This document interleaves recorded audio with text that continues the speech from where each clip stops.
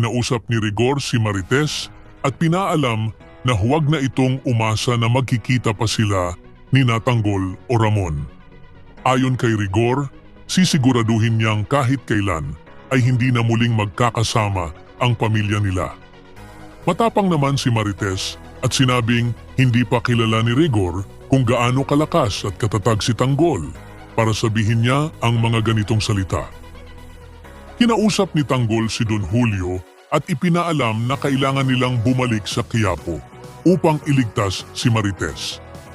Agad namang sumang-ayon si Ramon, sinabing dapat silang kumilos sa lalong madaling panahon dahil maaaring nasa panganib na si Marites anumang oras.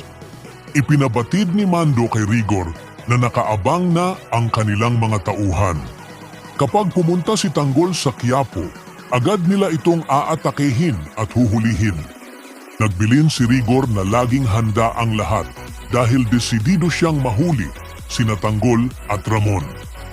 Pagdating nila Tanggol sa Quiapo, agad niyang kinausap si Berto at ipinaalam na kaya sila naroon ay para iligtas si Marites. Nakiusap siya na bantayan sila at tulungan protektahan ang lugar. Hindi kalayuan, nakita sila ni Rigor at agad niya itong inireport sa radyo. Nagutos siya sa mga tauhan na maghanda dahil naroon na sina Tanggol. Agad ding naghanda ang kapulisan para sa paglusob. Nagkita sina Tanggol at Marites at agad silang nagyakap. Ngunit biglang sumigaw ang isa nilang kasama. May mga pulis na sumusunod sa kanila.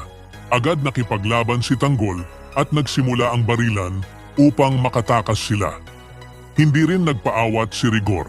Desidido siyang hulihin sina Tanggol at Ramon dahil sobra na raw ang mga kasalanan nito sa kanya at sinira nila ang kanyang pamilya.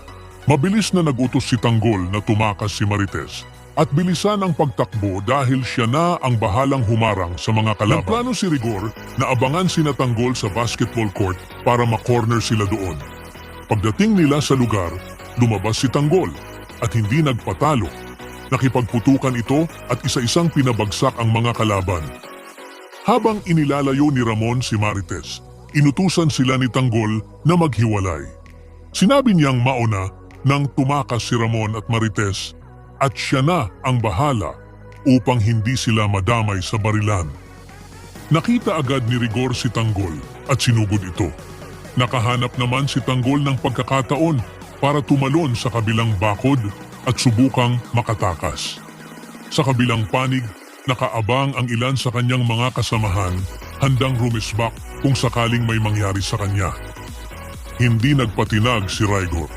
Desidido siyang hulihin si Tanggol kahit gaano pa ito kalakas lumaban.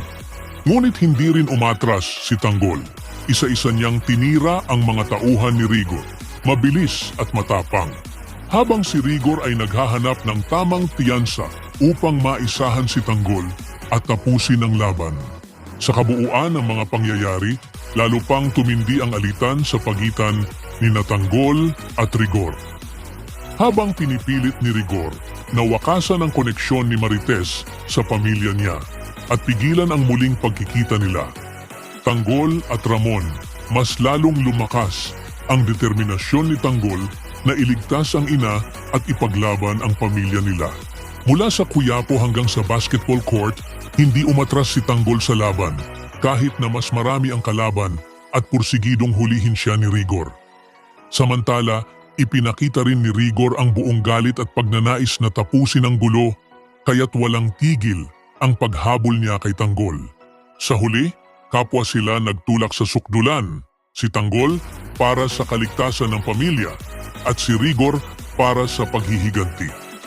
Nagmistulang larangan ng digmaan ng Quiapo at habang papalapit ang dalawang panig sa isa't isa, malinaw na hindi matatapos ang tunggalian hanggat hindi nagkakatapusan ang isa sa kanila.